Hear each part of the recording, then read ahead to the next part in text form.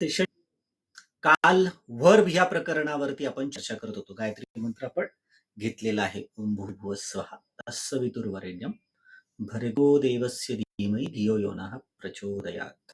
चला, सगळेजण माझ्या माहितीप्रमाणे आता उपस्थित राहिलेले आहेत, झालेले आहेत आणि आपण पुढच्या गोष्टीला सुरुवात करतो आहोत. बरोबर? काल जे काही आपण घेतलं, जे काही आपण पाहिलं, बरोबर, त्या सगळ्याबद्दलची सविस्तर कल्पना पुन्हा एकदा यावी म्हणून एक ब्रीफ हे करतोय. व्हर्ब म्हटल्यानंतर काय येतं? व्हर्ब म्हणजे कोणत्याही प्रकारची क्रिया किंवा कृती. इंग्लिशमध्ये एकूण 5 प्रकारचे व्हर्ब असतात हे आपण पाहिलं. Go, goes, going, went, gone. त्यानंतर write, writes, writing, wrote, written, speak, speaks, speaking, spoke, spoken. 5 प्रकार, 5 व्हरायटीज, 5 फॉर्म्स असतात. हे आपण पाहिलं किंवा समजून घेतलंय. मनुष्य जीवन म्हणजे चालणारी अखंड क्रियांची दीर्घ शृंखला असते. जन्मल्यापासून मरेपर्यंत आणि मेल्यानंतरही आणि जन्मण्याच्या अगोदरही क्रिया कृती सातत्यानं चालू असतात. जीवन म्हणजे क्रिया किंवा कृती असं म्हटलं तरी चालेल. बरोबर ना? मग सर्वसाधारण माणसं जे आहेत, जन्म घेतात, श्वास घेतात, मृत्यू पावतात किंवा सकाळी उठतात, दिवसभर काम करतात आपल्या अपेक्षेप्रमाणे आणि संध्याकाळी झोपतात किंवा संपूर्ण आयुष्यभर ते जे आहेत ना, झोपतात, उठतात, बसतात, खातात, पितात, आराम करतात, मजा करतात, कमवतात, खर्च करतात. ह्या चौकोनाभोवती सर्वसामान्य माणसाची जीवनक्रिया आपल्याला पाहायला मिळते किंवा बघायला मिळते. बरोबर? सो याच पद्धती क्रिया म्हटल्यानंतर कुठल्याही प्रकारची हालचाल जी मनाने किंवा शरीराने केली जाते, हे आपण पाहिलं किंवा समजून घेण्याचा पुरेपूर प्रयत्न केला होता. बरोबर? लिहिणं, राईट, डान्स करणं किंवा ऐकणं, लिसन, कुक, स्वयंपाक करणं, प्रे किंवा गाणं म्हणणं, सिंग्स, या सगळ्या हालचाली आहेत, क्रिया आहेत, कृती आहेत. मग सर्वसाधारणपणे क्रियेचे 2 प्रकार पडतात. फिजिकल ऍक्शन, ज्याच्यामध्ये शरीराने ज्या काही हालचाली केल्या असतात, दृश्य स्वरूपात आपण पाहू शकतो, त्या सगळ्या फिजिकल ऍक्शन किंवा शारीरिक क्रिया ज्याला म्हटलं जातं. आणि जे आपल्या मनात चाललेले आहे, मनामध्ये घडतायत क्रिया किंवा कृती, त्यांना सायकोलॉजिकल ऍक्शन किंवा मानसशास्त्रीय क्रिया असं म्हटलं जातं. ओके? आता जसं मराठीमध्ये जर आपण विचार केला आणि मराठीमध्ये क्रियापदांचे एकूण प्रत्यय आपण पाहायला सुरुवात केली, तर तुम्हाला असं लक्षात येतं की मराठीमध्ये भाषेला, बरोबर, काळ, उपकाळ, कर्ता, वचन, लिंग इत्यादी गोष्टींचा फॅक्टर गृहीत धरून तब्बल जवळजवळ 60 प्रकार आपल्याला लक्षात ठेवावे लागतात. आणि जेव्हा तुम्हाला 60 प्रकार लक्षात येतात, समजतात, तेव्हा खऱ्या अर्थाने तुम्ही त्या भाषेत पारंगत झालेले किंवा मराठीमध्ये पारंगत झाले असं समजलं जातं. बरोबर? मग विचार करा, मराठीमध्ये एवढे 60 प्रकार वर्बचे लक्षात ठेवल्यानंतर तुम्ही मराठी भाषेमध्ये पारंगत आहात.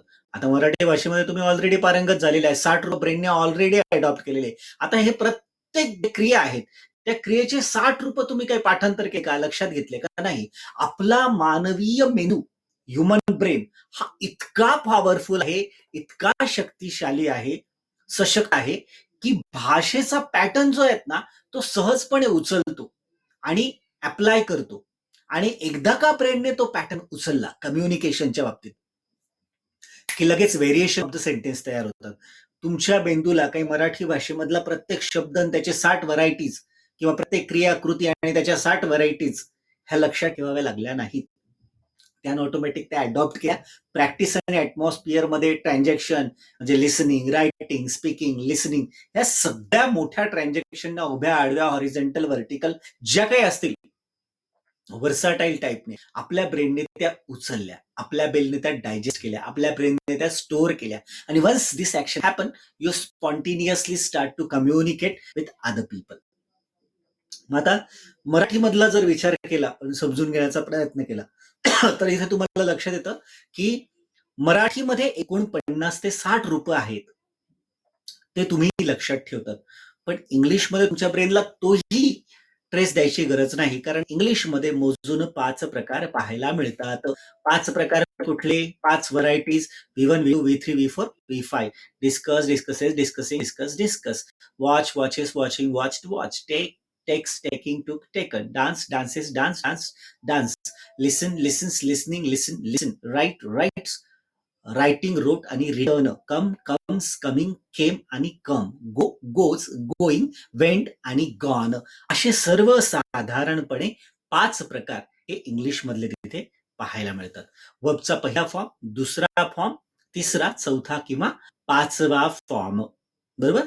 अर्थात आता कालचं जे लेक्चर आहे त्याचा हा हाफ पार्ट आहे, म्हणून काही जण जर समजा डेमोला बसले असतील पहिल्यांदाच, तर त्यांना हे समजायला थोडं कदाचित किचकट जाऊ शकतं. पण मागची जर लिंक जर तुम्ही पाहिली आणि नंतर या सेशनकडे आलात, तर तुम्हाला ते जास्त स्पष्ट होण्याची शक्यता आहे. मग हे जे वर्बचे 5 व्हरायटीज आहेत त्या कोणत्या? बेसिक जसा आहे तसा. वर्बचा दुसरा फॉर्म यस यस त्याला अटॅच करायचं. तिसरा फॉर्म ज्याला आयएनजी फॉर्म अटॅच करायचा. चौथा फॉर्म ज्याच्यामध्ये 80-85% ईडीचा वापर होतो आणि दुसऱ्या व्हेरिएशन मध्ये कम्प्लीट ड्रास्टिक चेंजेस पाहायला मिळतो किंवा पहिला वॉवेलचा भाग जो आहे तो बदलला जातो. आणि वरचा 5वा फॉर्म जिथे सुद्धा 80 ते 85% तुम्हाला ईडीचा वापर केला जातो. याच्या व्यतिरिक्त उरलेल्या ठिकाणी तुम्हाला आय ए यू हा पॅटर्न किंवा एन एन फॅक्टर मोठ्या प्रमाणात पाहायला मिळतो किंवा मूळ रूप पाहायला मिळतं. हे सगळं वर्बचा पहिला फॉर्म जे आहे बेसिक जसा आहे तसा गो, राईट, टेक, स्पीक, ड्रिंक कुठे वापरला तर सिंपल प्रेझेंट मध्ये अर्ध्या ठिकाणी, सिंपल फ्युचर मध्ये पूर्ण ठिकाणी. मग याच्यामध्ये कुठल्याही प्रकारचा बदल, कुठल्याही प्रकारचे चेंजेस आपल्याला पाहायला मिळत नाही. आयएनजी नाही, इएस नाही, चेंज नाही, इएन नाही, ईडी नाही, काही नाही. म्हणून याला इन्फिनिटिव्ह फॉर्म, ओरिजिनल फॉर्म किंवा नेकेड फॉर्म असं म्हणतात किंवा म्हटलं जातं. बरोबर. मग एकंदरीत वर्बचा बेसिक फॉर्म म्हणजे काय? तसा आहे तसाच बेसिक फंडामेंटल, जिथे तुम्हाला कुठल्याही प्रकारचा बदल पाहायला मिळत नाही. ज्याला सगळ्यात पहिले उच्चारल्यानंतर त्याचंच अस्तित्व तुम्हाला जाणवतं, दिसतं. Go, see, come, speak, eat, cut, take, drive, write, talk, drink, watch इत्यादी गोष्टी त्याच्यामध्ये आपल्याला पाहायला मिळतात. बरोबर.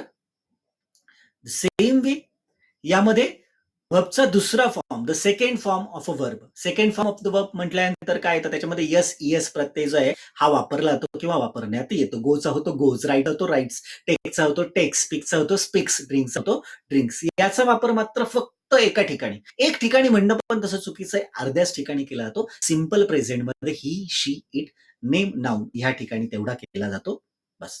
त्याच्यानंतर याच्यामध्ये जसं आपण गमतीशीर पद्धतीने म्हटलं होतं की ह्या वर्बच्या दुसऱ्या पंक्तीत बसायचं असेल तर प्रत्येकाला या दुसऱ्या पंक्तीत बसताना टिळा लावावा लागेल. कसला टिळा?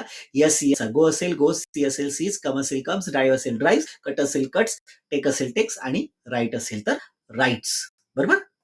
त्याच्यानंतर याच्यामध्ये होणारे बदल जे आहेत यस यस किंवा आय एस, आय एस केव्हा वापरायचं? याच्या वर्बच्या शेवटी वाय आलेला, वायच्या अगोदर कॉन्सनन्स आहे असं वाय निघून जाईल आणि आईस. जसं try, T R Y, Y आहे, वायच्या अगोदर आर आहे, आर हा कॉन्सनन्स आहे, वाय निघून जाईल I S. Tries, T R I S, tries. मग गो असेल go, sees, come, speaks, cut, takes, drive, write. त्याच्यानंतर इट्स, टॉक, ड्रिंक्स, वॉचेस. वर्बचा तिसरा form. Third form of verb म्हटल्यानंतर काय येतं त्याच्यामध्ये? तर आयएनजी कंपल्सरी वापरावं लागतो. ह्या तिसऱ्या पंक्तीमध्ये बसायचं असेल तर आयएनजीचा हार घालावाच लागतो. कम असेल कमिंग, राईट असेल रायटिंग, इट असेल इटिंग, थ्रो असेल थ्रोईंग, होल्ड असेल होल्डिंग, राईट असेल राईट, ड्रिंक असेल ड्रिंकिंग, स्पीक असेल स्पीकिंग, ड्राईव्ह असेल ड्राईव्ह, होल्ड असेल होल्डिंग, पुश असेल पुशिंग, पुल असेल पुलिंग. आयएनजी वापरला जातो. कुठे वापर होतो याचा? होलसेलने सर्वात जास्त वापर होतो. तब्बल जवळजवळ 6 ठिकाणी याचा वापर होतो. पास्ट कंटिन्युअस, प्रेझेंट कंटिन्युअस आणि फ्युचर कंटिन्युअस. त्यानंतर past perfect continuous, present perfect continuous आणि फ्युचर परफेक्ट कंटिन्युअस. त्याच्यानंतर या ठिकाणी म्हटलं जसं आयएनजीचा कंपल्सरी फॉर्म वापरावा लागतो. गो असेल गोईंग, सी असेल सीइंग, कम असेल कमिंग, ड्राईव्ह असेल ड्रायव्हिंग, कट असेल कटिंग, टेक असेल टेकिंग, राईट असेल रायटिंग. याच्यामध्ये मात्र एक छोटासा नियम लक्षात ठेवायचा. जर बेसिक वर्ब मध्ये शेवटी ई असेल आणि ईच्या एक्झॅक्टली अगोदर अल्फाबेट जर कॉन्सनंट्स असेल, बरं, जसं B, C, D, F, G, H हे सगळे कॉन्सनंट्स आहे. Vowels A, E, I, O, U. आता सी मध्ये सुद्धा शेवटी ई आलेला आहे, पण तो ई काढून आयएनजी नाही केलं, कारण ईच्या अगोदर सुद्धा ईच आहे आणि ई हा वॉवेल्स आहे. कॉन्सनंट्स असला असता आपण तो ई उडवला असता. जसं कमिंग मध्ये कम, सी ओ एम ई, शेवटी ई आहे, ईच्या अगोदर एम आहे, कॉन्सनंट्स आहे म्हणून ई उडवलं आणि आयएनजी लावला. कमिंग करत असताना ई घेतला, डायरेक्ट आयएनजी लावला. ड्रायव्हिंगचं तसंच, टेकिंगचं तसं, रायटिंगचं त्याच पद्धतीने कंपल्सरी आयएनजी फॉर्म वापरला जातो. म्हणून इथे गो असेल गोईंग, सी असेल सीइंग, कम असेल कमिंग, स्पीक असेल स्पीकिंग, कट असेल cutting, taking, driving, writing, eating, talking, drinking आणि वॉचिंग. 6 ठिकाणी याचा वापर होतो. चौथा फॉर्म ज्याला आपण पास्ट फॉर्म असं म्हटलं जातं. बरोबर. पास्ट फॉर्म एक्सक्लुसिव्हली फक्त सिंपल पास्ट मध्येच तेवढा वापरला तो, तेवढाच त्याचा उपयोग होतो, तेवढाच त्याचा वापर केला जातो, पाहायला मिळतो. मग चा होतो वेंट, राईटचा होतो रोट, टेकचा होतो टू, स्पीकचा होतो स्पोक आणि ड्रिंकचा होतो ड्रँक.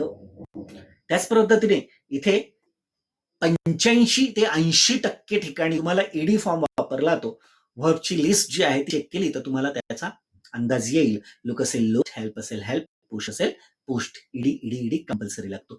उरलेले 20 ते 15% तुम्हाला ड्रास्टिक चेंजेस पाहायला मिळतो. त्याच्यामध्ये तुम्हाला लॉजिक लावता येत नाही, कुठल्याही प्रकारचे ऍप्लिकेशन करता येत नाही. ड्रास्टिक चेंजेस लॉजिक लेस आहे, कम्प्लीट चेंजेस आहे ज्याच्यामध्ये लॉजिक नाहीये, फॉर्मच बदलतो. याचा स्वतंत्रपणे अभ्यास करावा लागेल. म्हणून काल जसं सांगितलं असे साधारणपणे 100 ते 150 फॉर्म जे आहेत ते व्हर्ब लिस्ट मधून तुम्हाला दिलेल्या पुस्तकातून तुम्हाला जाणीवपूर्वक चाळून वेगळे करायचे आहेत. बरोबर. आणि तिसरं आहे फक्त एक वॉवेल्स बदलतो. गिव्ह आहे. गिव्ह मधलं फक्त आपण काय केलं, पहिला वॉवेल्स जो आहे बदलून टाकला. बरोबर. आणि त्याच्याऐवजी आपण काय केलं, गिव्हचं गेव्ह केलं. म्हणजे GVE हा बदलला नाही. कम मध्ये CME बदलला नाही. फक्त ओचा ए झाला, वरती आयचा ए झाला, इथे खाली आयचा ओ झाला. अशा पद्धतीने तिथे आपल्याला फरक दिसला. बरोबर. So that thing is over that. त्याप्रमाणे वर्बचा जो हा पॅटर्न आहे याच्यामध्ये पास्ट फॉर्म जो आहे तो सिंपल पास्ट मध्ये तेवढा वापरला जातो. गोज होतो वेंट, सीचा सॉ, कमचा केम होतो, स्पीकचा स्पोक होतो, कटचा कट जसा तसा राहतो, टेकचा टूक होतो, ड्राईव्हचा ड्रो होतो, राईटचा रोट होतो, ईटचा एट होतो, टॉकचा टॉक ईडी लागतो त्याच्यामध्ये, आणि ड्रिंकचा ड्रँक होतो. पहिला वॉवेल्स जो आहे तो बदलतो. बरोबर. आणि वॉचचा वॉच होतो, ईडी लागला जातो त्या ठिकाणी. बरोबर.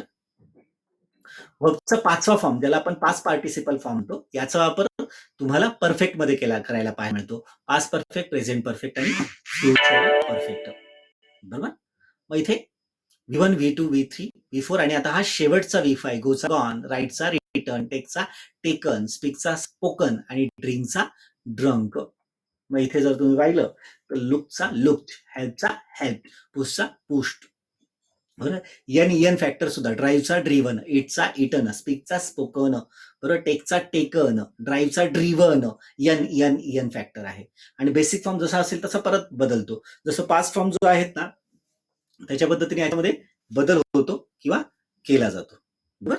मग इथे ह्या सिच्युएशनला ह्या पद्धतीमध्ये बेसिक जसं run, runs, running, ran, basic form पुन्हा रनकडे वळतो. कम, कम्स, कमिंग, केम आणि पुन्हा कमकडे येतो. सेटचा पुन्हा सेट होतो. बरोबर. मग याच्यामध्ये जे व्हरायटीज फॉर्म असतात ते आपल्याला पाहायला मिळतात, बघायला मिळतात. मग इथे गोचा गॉन झाला, सीचा सीन झाला, कमचा कम जसं तसा बेसिक, स्पीक असेल स्पोकन झाला, एन फॅक्टर, कटचा कट जसा तसा, टेकचा टेकन पुन्हा एन फॅक्टर. बरोबर. ड्राईव्हचा ड्रिव्हन पुन्हा एन फॅक्टर, राईटचा रिटर्न पुन्हा एन फॅक्टर, इटचा इटन पुन्हा एन फॅक्टर, टॉकचा मात्र टॉक ईडी लागले, ड्रिंकचा मात्र ड्रंक लागतो, IAU असं सांगितलं होतं. वॉचचा वॉच्ड होतो. हे अशा प्रकारचं चित्र आपल्याला इथे पाहायला मिळतं किंवा बघायला मिळतं. करेक्ट. याच्यामध्ये रेग्युलर वर्ब, इरेग्युलर वर्ब असे दोन प्रकार पडतात. रेग्युलर वर्ब म्हणजे वर्बचा चौथा फॉर्म म्हणजे पास्ट फॉर्म आणि पास्ट पार्टिसिपल फॉर्म अगदी सारखाच असतो. Looked, looked, cut, cut, talk, talk, work, work, cook, cook, left, left, locked, lock, kept, kept. पण मात्र इरेग्युलर वर्ब मध्ये काय होतं की ज्या ठिकाणी वर्बचा चौथा फॉर्म आणि 5वा फॉर्म अजिबात सारखा नसतो.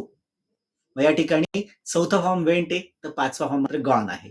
चौथा फॉर्म रोट आहे तर 5वा फॉर्म मात्र रिटर्न आहे. स्पोक आहे, स्पोकन आहे, एट आहे, इटन आहे, टूक आहे, टेकन आहे, सॉ आहे, सीन आहे, ड्रँक आहे, ड्रंक आहे, टोक आहे, ब्रोकन आहे. बरोबर. मग याच्यात वापर कुठे कुठे कोणकोणत्या सिच्युएशन मध्ये कसा केला जातो याच्यामध्ये पहिले 5ही फॉर्म आपण अगदी व्यवस्थित लक्षात घेतले किंवा टेन्सेस मध्ये वापरला जाणारा जो फॅक्टर आहे तोही इथे आपण व्यवस्थित लक्षात घेतला आणि समजून घेण्याचा प्रयास केला होता. बेसिक जसा फॉर्म आहे तसाच आला. Go, take, write, drink, speaks. त्याच्यानंतर यस फॉर्म येतो याच्यामध्ये, goes, takes, writes, drink, speaks. त्याच्यानंतर ING फॉर्म वापरला जातोय, going, taking, writing, drinking, speaking. त्याच्यानंतर गोचा होतोय वेंट, टेकचा होतोय टूक, राईटचा होतोय रोट, ड्रिंकचा होतोय ड्रँक, स्पीकचा होतोय स्पोक. आणि पास्ट पार्टिसिपल किंवा ज्याला आपण वर्बचा 5वा फॉर्म म्हणतोय, गोचा गॉन, टेकचा टेकन, राईटचा रिटर्न, ड्रिंकचा ड्रंक, स्पीकचा स्पोकन. असे व्हरायटीचे जे आहेत ना 5 फॉर्म्स जर पाहायला मिळत आहेत ते तिथे तुम्हाला लक्षात घेत आहेत किंवा लक्षात येत आहेत. बरोबर.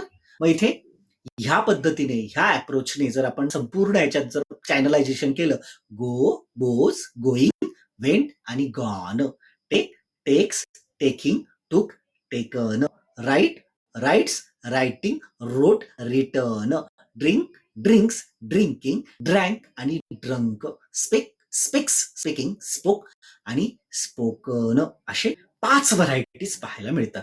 मग 5 व्हरायटीचा वापर नेमका कुठे कुठे केला जातोय हे आपण पाहण्याचा काल प्रयत्न केला होता. बरोबर.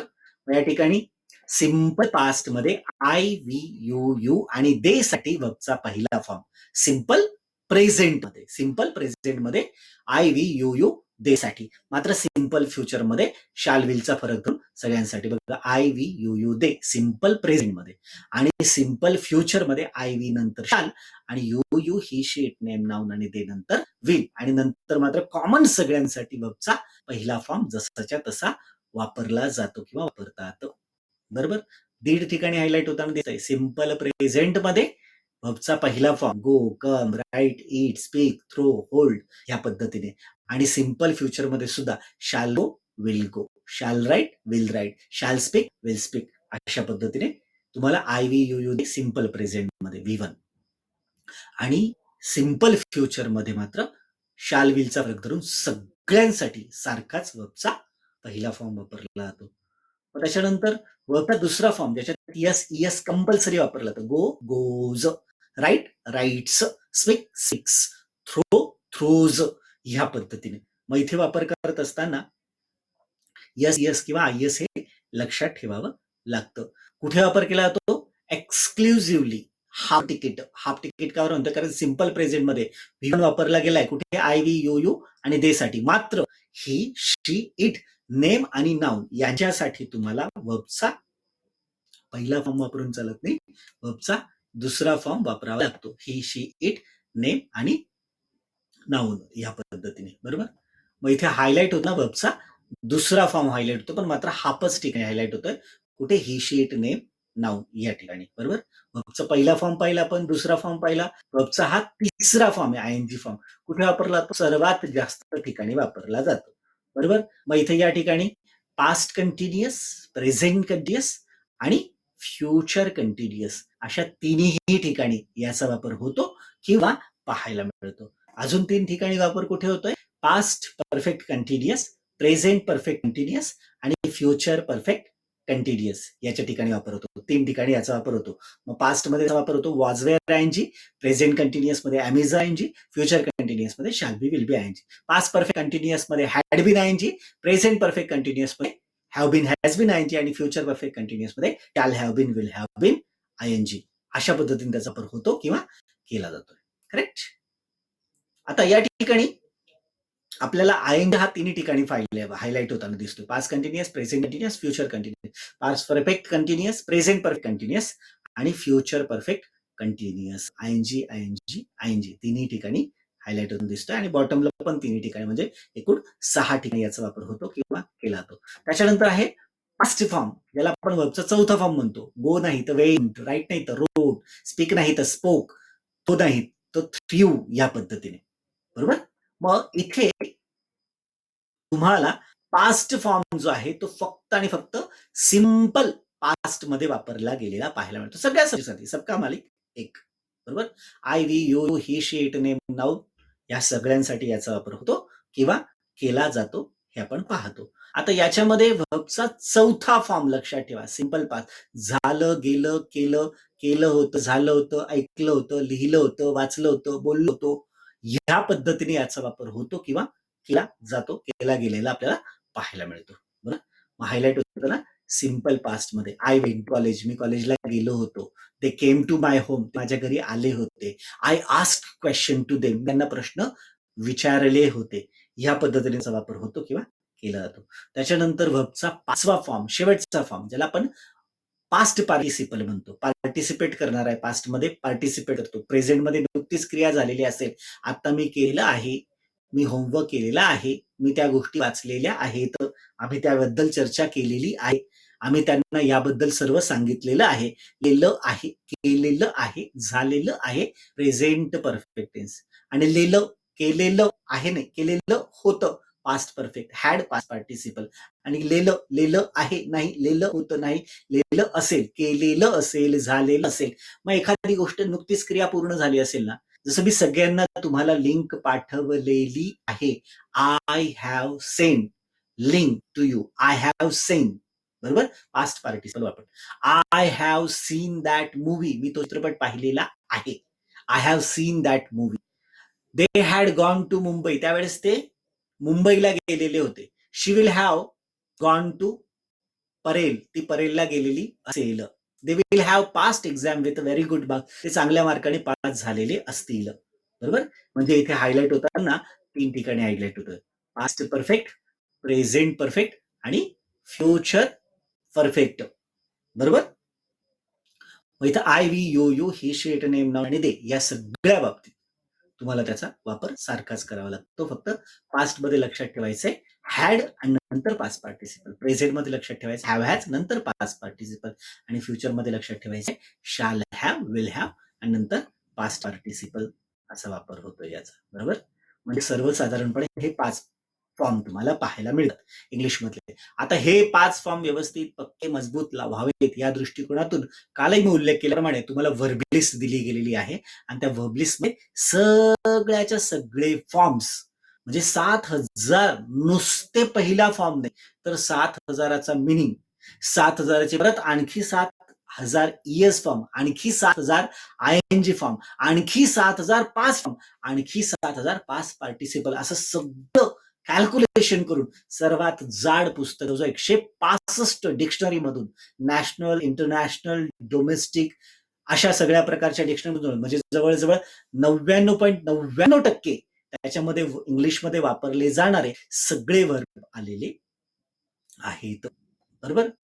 मग इथे आपण काल पाहिलं पोझिशन आणि पोझिशन मध्ये कोणत्याही प्रकारचा वर्ब वापरला जात नाही, कुठल्याही प्रकारची ऍक्शन येत नाही, कुठल्याही प्रकारची क्रिया येत नाही, कारण ते फक्त इन्फॉर्मेशन ओरिएंटेड असतात. मग ते मी काय होतो, काय आहे, काय असेल, माझ्याकडे काय होतं, माझ्याकडे काय आहे, माझ्याकडे काय असेल. म्हणजे पोझिशन आणि पोझिशन, पोझिशन म्हणजे स्थिती, पोझिशन म्हणजे असलेली मालकी. वर्बचा पहिला फॉर्म कुठे वापरला, तो सिंपल प्रेझेंट मध्ये आय, वी, यू दे साठी, आणि सिंपल फ्युचर मध्ये शाल, विल आणि वी वन. जसं I go to college, we go to college, मी कॉलेजला जातो, आपण कॉलेज जातो, तू कॉलेजला जातो, तुम्ही कॉलेजला जातो. आय शाल गो टू कॉलेज, मी कॉलेजला जाईल. You will go to college, तू कॉलेजला जाशील. They will go to college, ते कॉलेजला जातील. सिंपल फ्युचर मध्ये. वर्बचा दुसरा फॉर्म एक्सक्लुझिव्हली फक्त सिंपल प्रेझेंट मध्ये, आणि त्यातही सिंपल प्रेझेंट मध्ये he, she, it, name, noun याच्यासाठीच फक्त तयार. ही गोज टू कॉलेज, तो कॉलेजला जातो. शी गोज टू कॉलेज, ती कॉलेजला जाते. इट गोज टू कॉलेज, हे कॉलेजला जातं. Raj goes to college, Raj कॉलेजला जातो. Sita goes to college, Sita कॉलेजला जातो. Teacher goes to college, teacher शिक्षक कॉलेजला जातो किंवा जाते. या पद्धतीने त्याचा वापर होतो किंवा केला जातो. आयएनजी फॉर्म सर्वात जास्त वापरला जातो. वॉज वेअर आयएनजी, मी जातो. I was speaking with him, मी त्याच्याशी बोलत होतो. I am speaking with you, मी तुमच्याशी बोलत होतो. I shall be speaking with them, मी त्यांच्याशी बोलत असेल. I had been doing that thing, मी ती गोष्ट करत आलेलो. I have been doing this thing, मी ही गोष्ट करत आलेलो. I shall have been doing that thing, मी ती गोष्ट करत आलेलो असेल.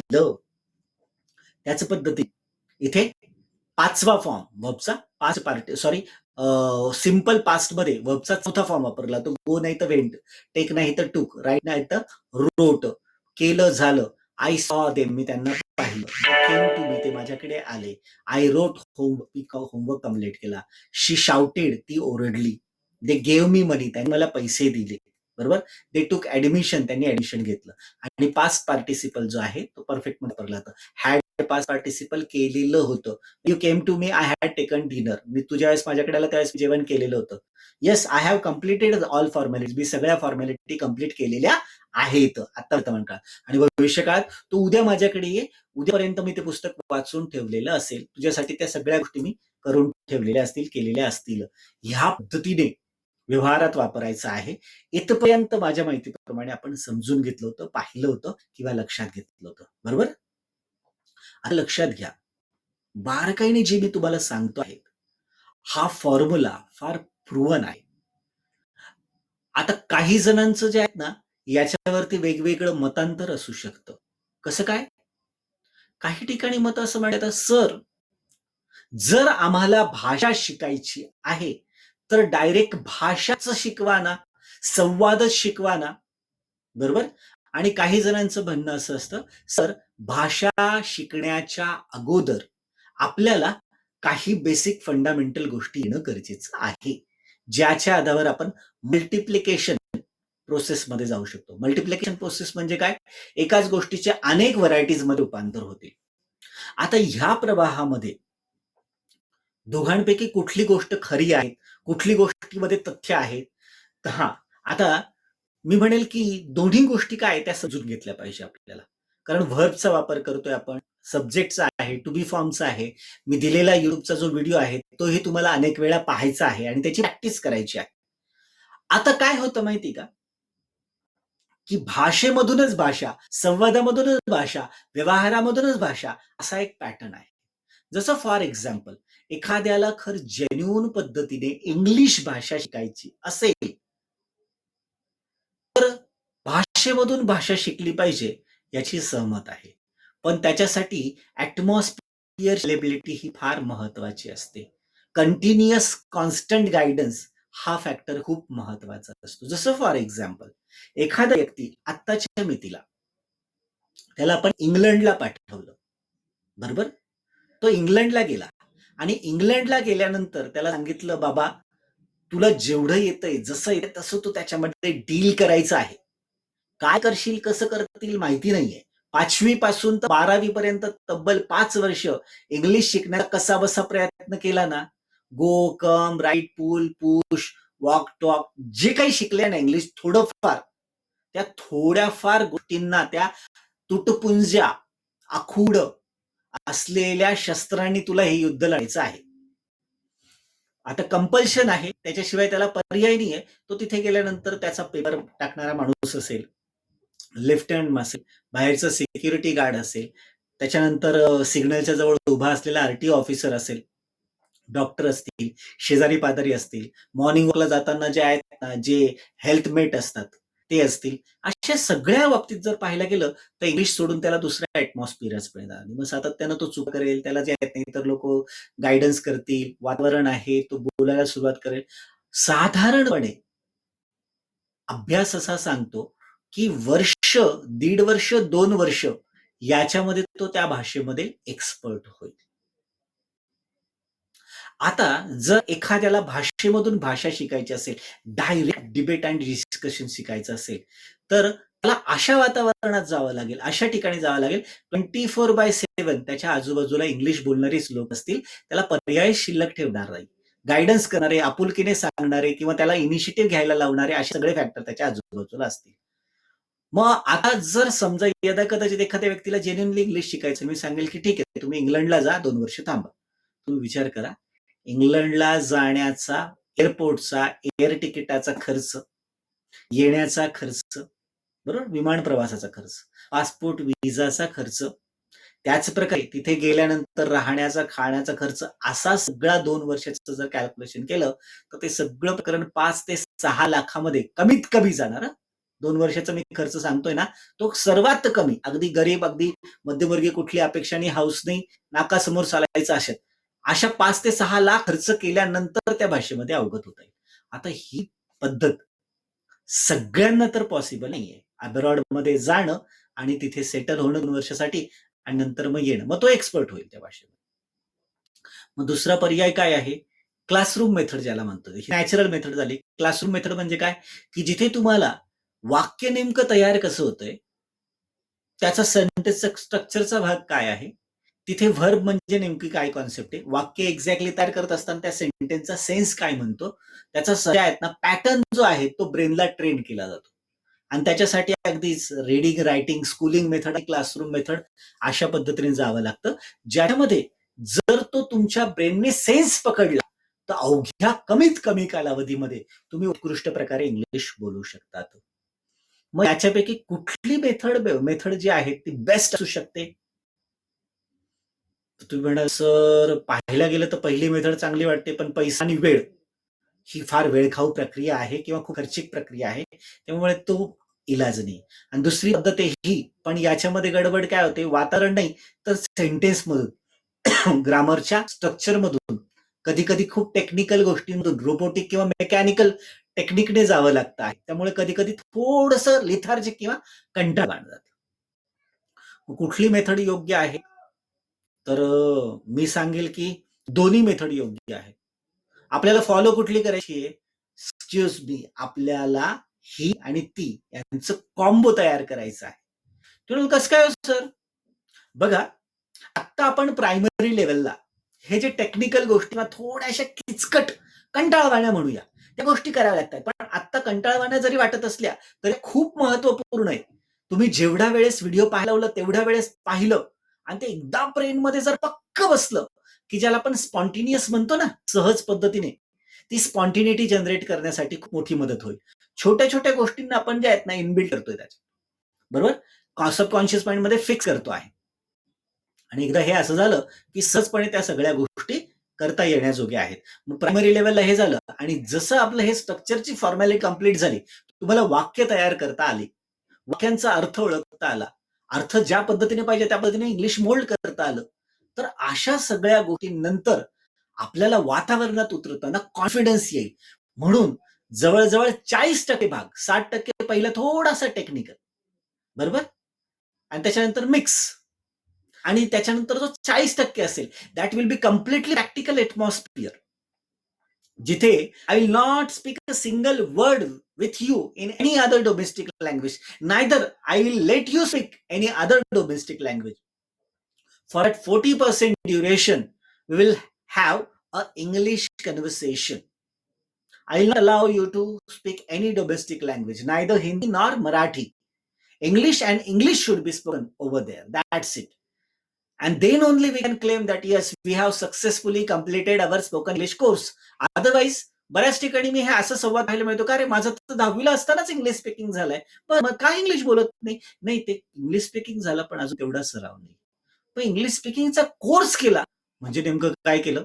एक सर्टिफिकेटचा तुकडा घेऊन का का आत्मिक समाधान, ज्याला आपण सायकोलॉजिकल सॅटिस्फॅक्शन म्हणतो, ते केलं? नाही मित्रांनो, आपल्याला या दोन्ही गोष्टींकडे लक्ष द्यायचंय.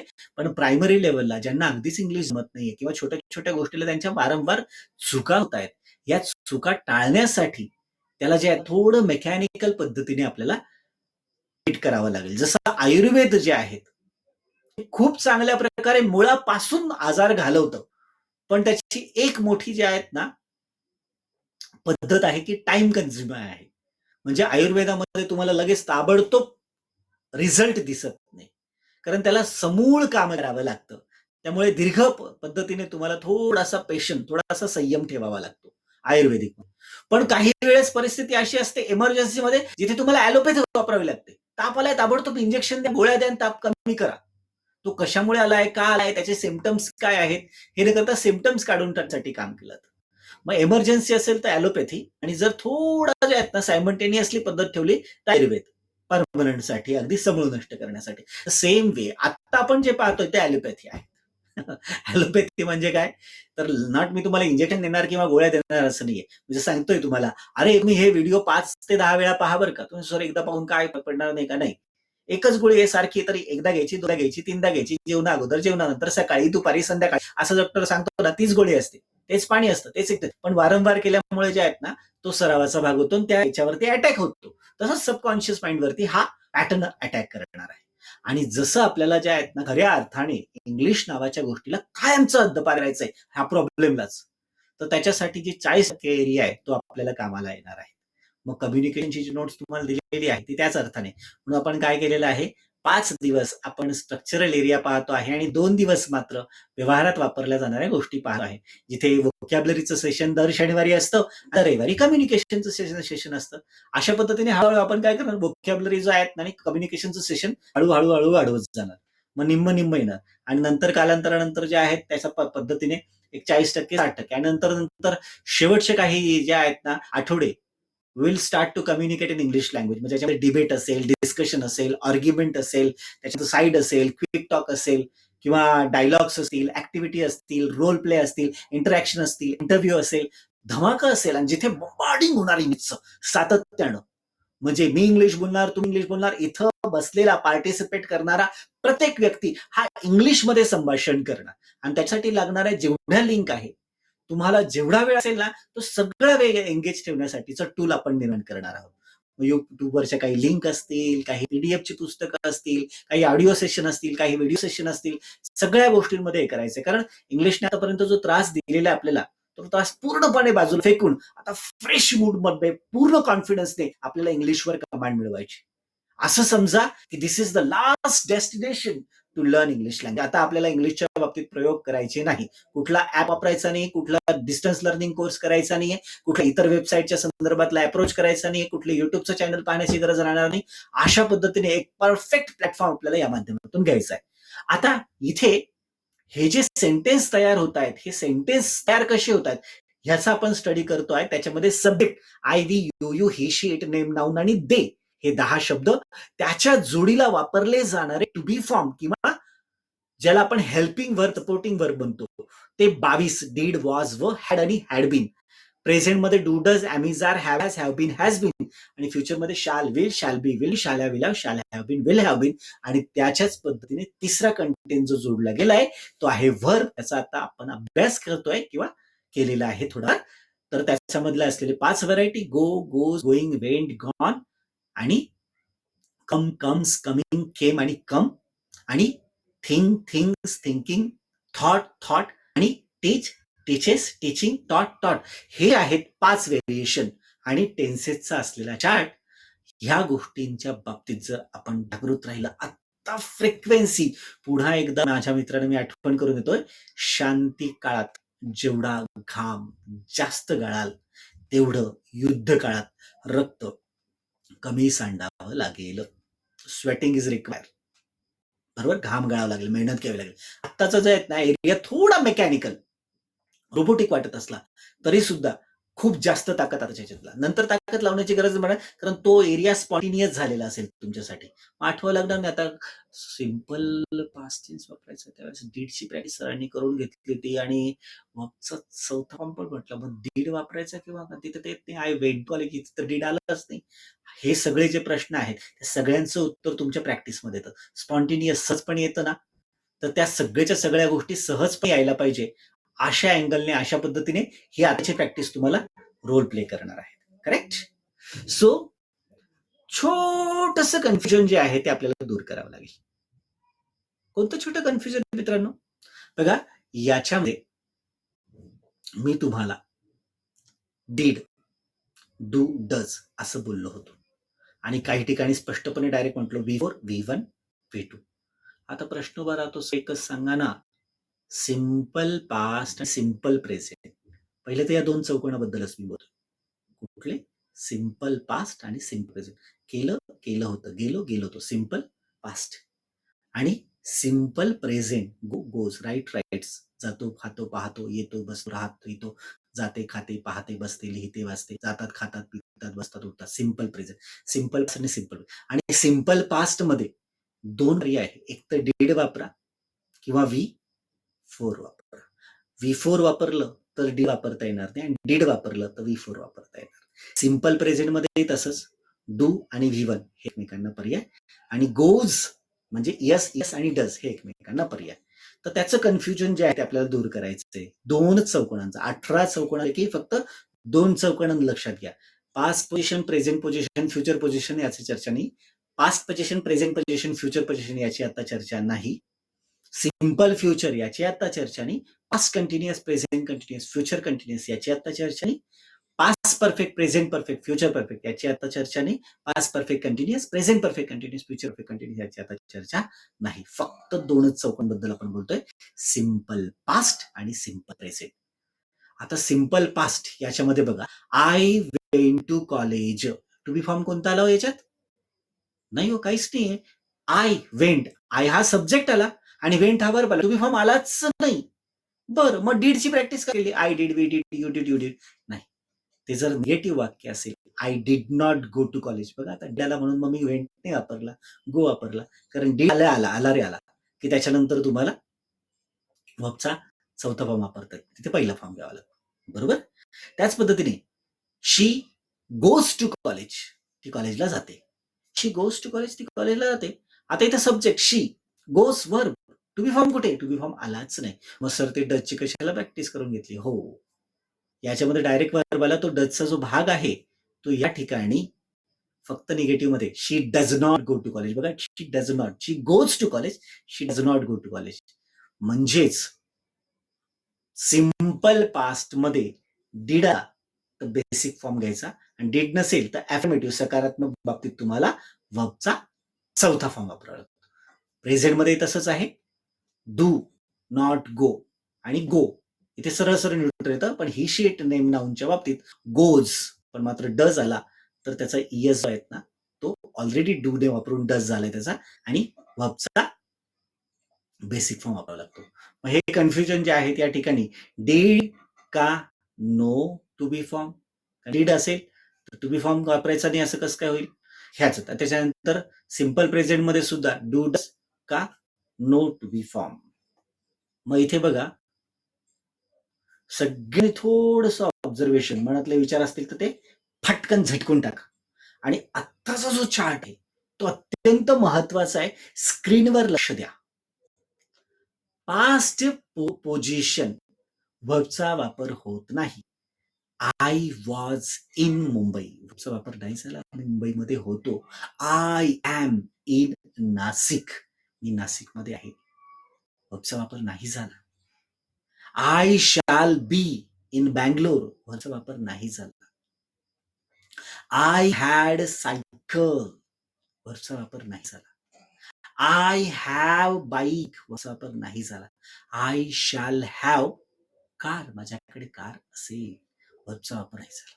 बरोबर, म्हणजे तिन्ही ठिकाणी वर्ब सारखाच आहे, पास्ट, प्रेझेंट, फ्युचर. त्याचप्रमाणे कंटिन्युअस मध्ये पण बघा, पास्ट आय वॉज स्पीकिंग, मी बोलत होतो, स्पीकिंग आयएनजी आला. आय एम स्पीकिंग, इथे पण आयएनजी आला. आय शॅल बी स्पीकिंग, मी बोलत असेल, इथे पण आयएनजी आला. म्हणजे पास्ट असो, प्रेझेंट असो किंवा फ्युचर असो, तिन्ही ठिकाणी वर्बला आयएनजीच वापरला गेला. ओके. त्याच्यानंतर परफेक्ट पण बघा, past perfect had past participle केलेलं होतं, past participle. I had gone to Mumbai, मी मुंबईला गेलेलो होतो. गॉन पास्ट पार्टिसिपल, भूतकाळ धातू साधित रूप. त्यानंतर प्रेझेंट परफेक्ट टेन्स, बरोबर. I have gone to Mumbai, मी मुंबईला गेलेलो आहे, गेलेलो होतो, आणि इथे गेलेलो आहे. Present perfect tense, past participle, पुन्हा पास्ट पार्टिसिपल आलं, गॉन तिथे होतं, गॉन इथेही आहे. आणि I shall have gone to Mumbai, मी मुंबईला गेलेलो असेल.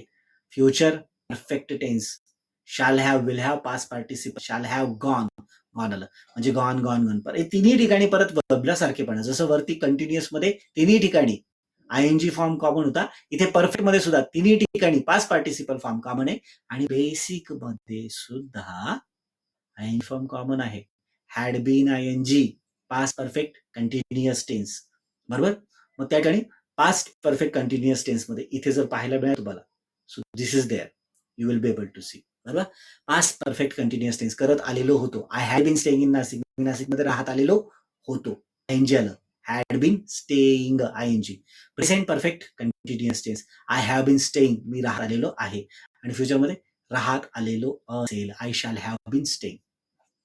आता एक गोष्ट सहजपणे कदाचित तुमच्या लक्षात आलेली असेल, कोणती? बघा, इथे वर्बला तिन्ही ठिकाणी सारखीच ट्रीटमेंट पाहायला मिळते. जर पोझिशनचा आडवा पट्टा पाहिला तर पास्ट मध्ये वर्ब नाही ना, तर प्रेझेंट मध्ये पण वर्ब नाही, आणि फ्युचर मध्ये पण वर्ब नाही. तिन्ही ठिकाणी वर्बच्या बाबतीत ट्रीटमेंट, बिहेवियर पॅटर्न सारखाच दिसतोय.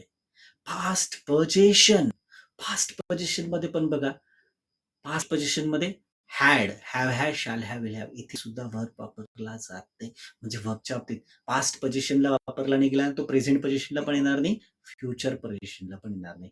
कंटिन्युअसच्या बाबतीतही सिंपलचा जो पांढरा पट्टा आहे तो बाजूला ठेवलाय, तिथे तिन्ही ठिकाणी सारखेपणा येतो की नाही. वॉज वेअर आयएनजी, बघा, पास्ट कंटिन्युअस असताना पण आयएनजी. ॲमिझार आयएनजी, प्रेझेंट कंटिन्युअस असताना सुद्धा आयएनजी, आणि फ्युचर कंटिन्युअस मध्ये सुद्धा आयएनजी. वॉज गोईंग, बरोबर, was were going, am is are going, shall be, will be going. Going going going तिन्ही ठिकाणी कॉमन आला.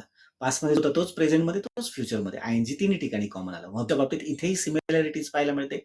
परफेक्ट मध्ये पण मित्रांनो तसंच आहे. Had gone, have has gone, shall have, will have gone.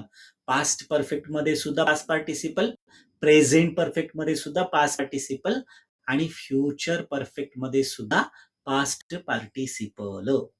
बरोबर, म्हणजे तिन्ही ठिकाणी पास्ट पार्टिसिपल कॉमन आलं बघा.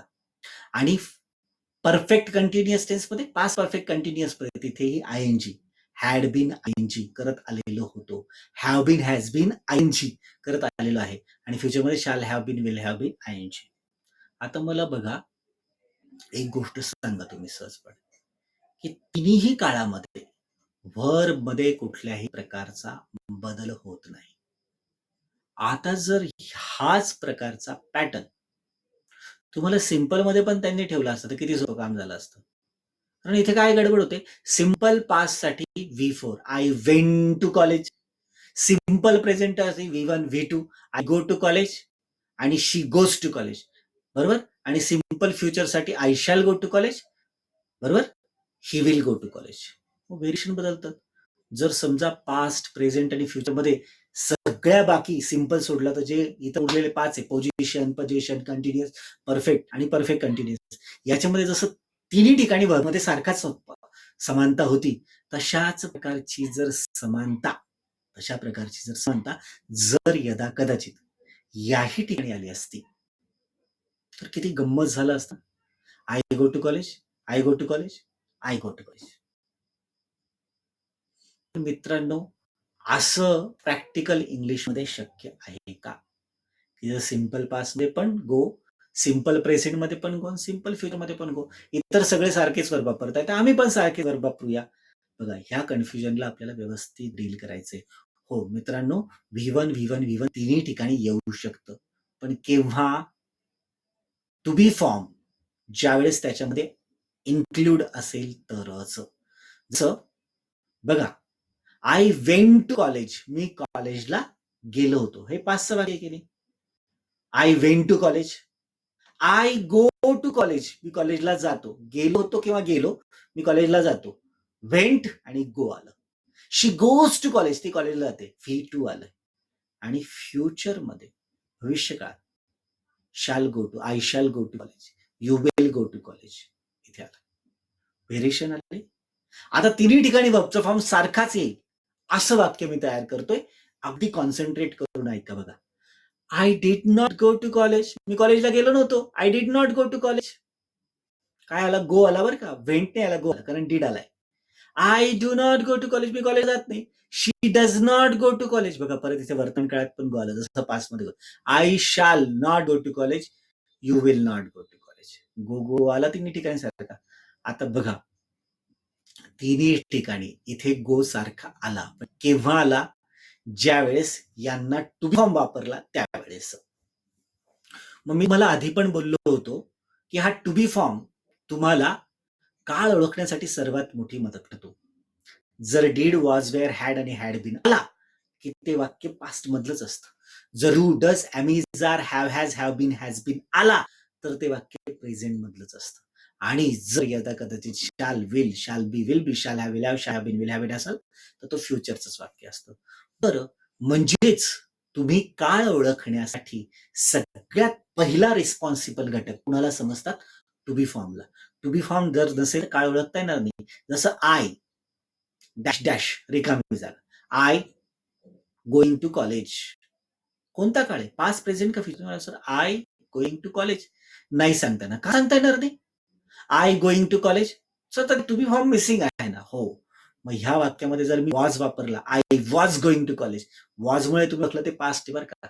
I am going to college, I going to college, am टाकलं फक्त मध्ये, तुम्ही ओळखलं present. I shall be going to college, म्हणजे हा टू बी फॉर्म जो आहे तो यांचा काय ड्रायव्हर आहे. हाच गाडी प्रेझेंट, फ्युचर किंवा पास्ट मध्ये घेऊन जातो.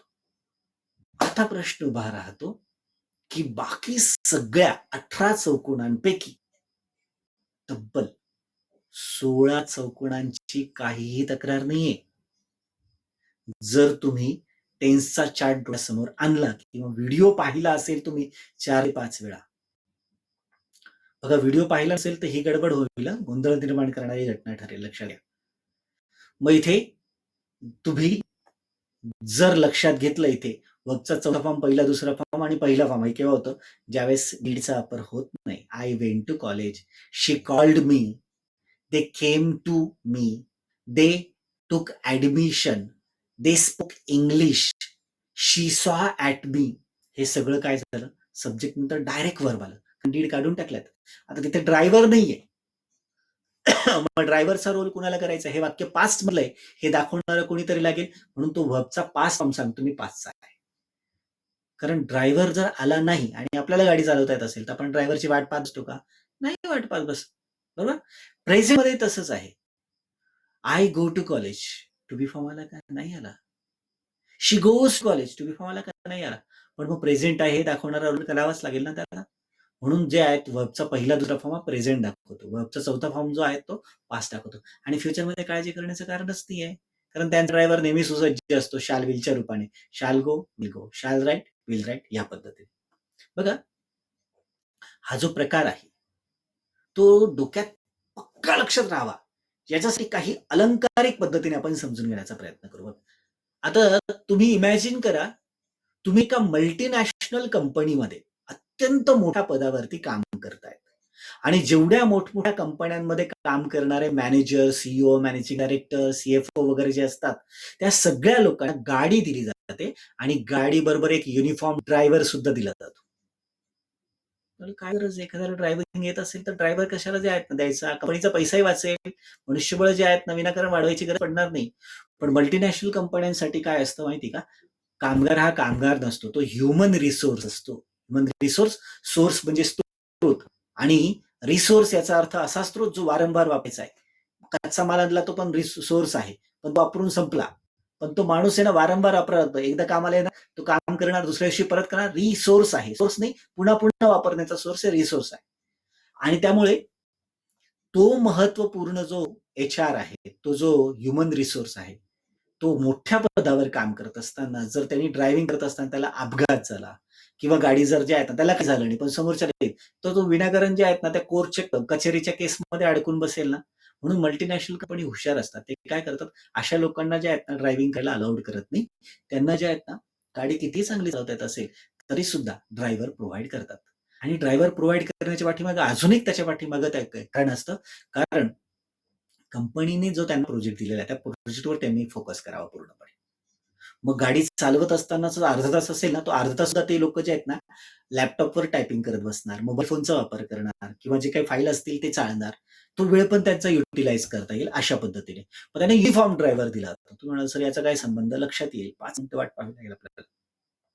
मग अशा मल्टीनॅशनल कंपनीत तुम्ही अत्यंत चांगल्या मोठ्या पगारावरती जॉब करताय, कंपनीने तुम्हाला मोठी गाडी दिलेली आहे, तुम्हाला ड्रायव्हिंग येते, पण ते सुद्धा कंपनीने सांगितलं नाही ह्या गोष्टींमध्ये तुम्हाला पाठीमागे बसायचं आरामात, लॅपटॉप दिलेला आहे मला, फाईल्स तुमच्याकडे सातत्यानं आहे, मोबाईल फोन आहे, क्लायंटला फोन करायचा, काही ऑनलाईन मीटिंग घ्यायची असेल ती घ्यायची, ईमेल फॉर्मॅलिटी कंप्लीट करायचं, प्रेझेंटेशनची तयारी करायची, फाईल चाळायची व्यवस्थित, स्टडी करायचा, फोकस करायचा. जे काही जाण्याचं जे आहे कॉन्सन्ट्रेशन आहे तो ड्रायव्हर त्या गाडीकडे पाहिजे, मला इन्स्ट्रक्शन द्यायची गरज पडणार नाही. तुम्हाला ऑफिसला जायचं आहे, हेड ऑफिसला जायचं आहे, घरी जायचं आहे, क्लायंटच्या घरी जायचं आहे, सबऑर्डिनेटकडे जायचं आहे, वेंडरकडे जायचं आहे, फक्त तुम्ही तेवढं सांगा ड्रायव्हरला, तर ड्रायव्हर तुम्हाला घेऊन जाईल. तुमचा आतला फोकस, तुमचा ब्रेन फक्त आणि फक्त त्या प्रोजेक्टवरती कामावर असलं पाहिजे.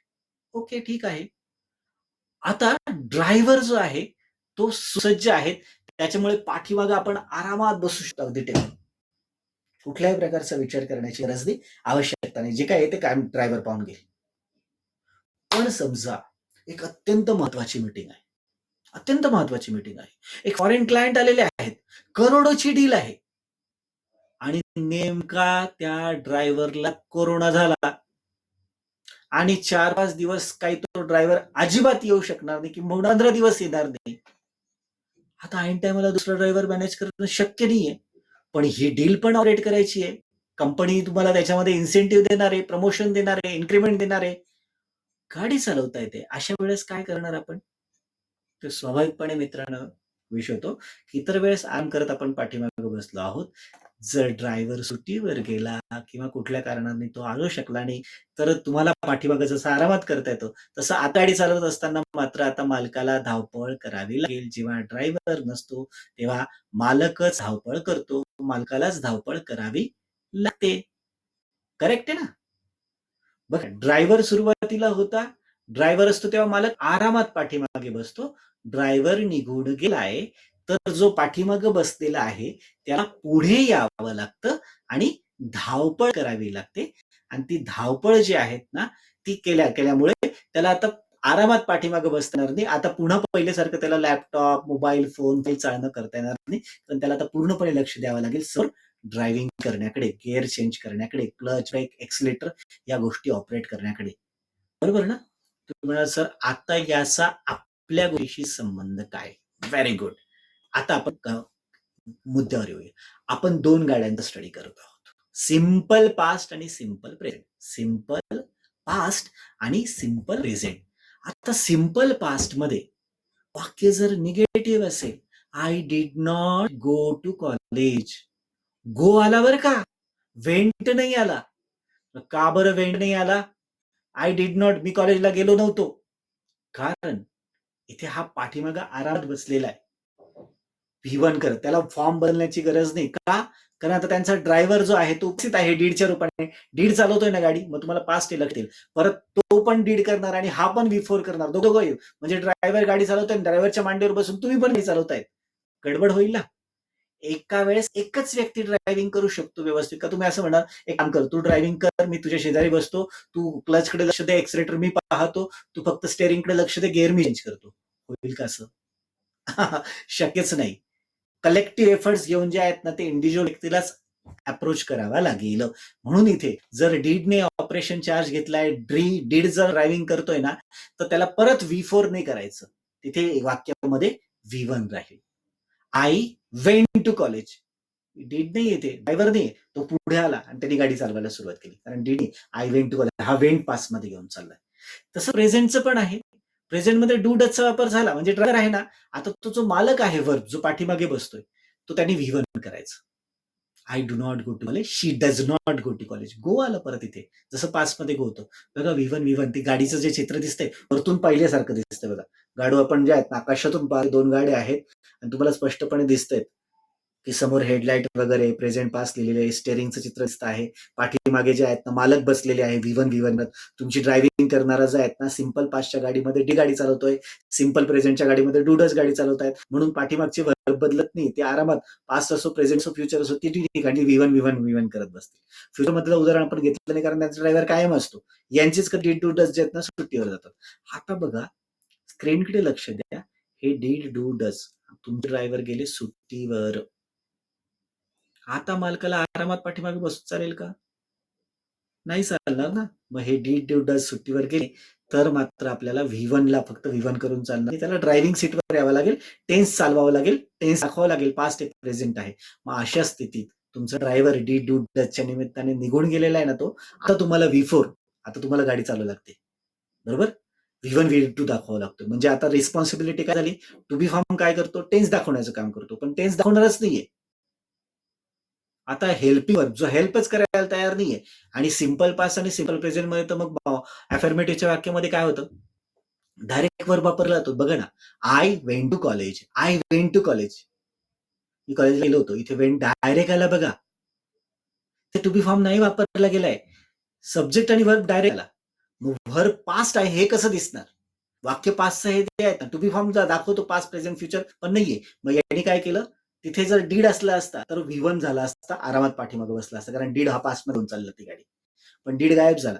मग इथे पाठीमागे बसताना नाही V1 करत, त्यांनी V4 केला आणि त्या गाडी पासमध्ये घेऊन गेला. प्रेझेंटमध्ये तसंच आहे. डूडजचा वापर केला, ड्रायव्हर आहे ना डूडज, आरामात हा पाठीमागे बसला. V1. I do not go to college, do not go to college, go आला, डू वापरला, ड्रायव्हर आहे. She does not go to college, she goes म्हणतो आपण नॉर्मल, पण शी डज नॉट गो वापरलं कारण डू डज आला. ह्या पद्धतीने आता इथे लक्षात घ्या की आपला जो ड्रायव्हर आहे तो सुट्टीवर असतो. कधी सुट्टीवर असतो तो? संडेला, रविवारी सुट्टीवर असतो. रविवारी सुट्टीवर असतो म्हटल्यानंतर मालक काय करतो? स्वतःच गाडी चालवतो. आणि इथे आपला जो डीड डू डज रूपी जो ड्रायव्हर आहे, सिंपल पास्ट आणि सिंपल प्रेझेंट या 2 चौकांबद्दलच आपण बोलतोय. तर ते सुट्टीवर कधी असतात? अफर्मेटिव्हच्या वाक्यामध्ये, सकारात्मक किंवा होकारार्थी वाक्यामध्ये. होकारार्थी वाक्यामध्ये कधी डीड वापरला जात नाही. बघा ना, I went to college, she came to my home, we to dinner together, I read that book, they cut the vegetable, they ate in the 5-star hotel, government declared the ban.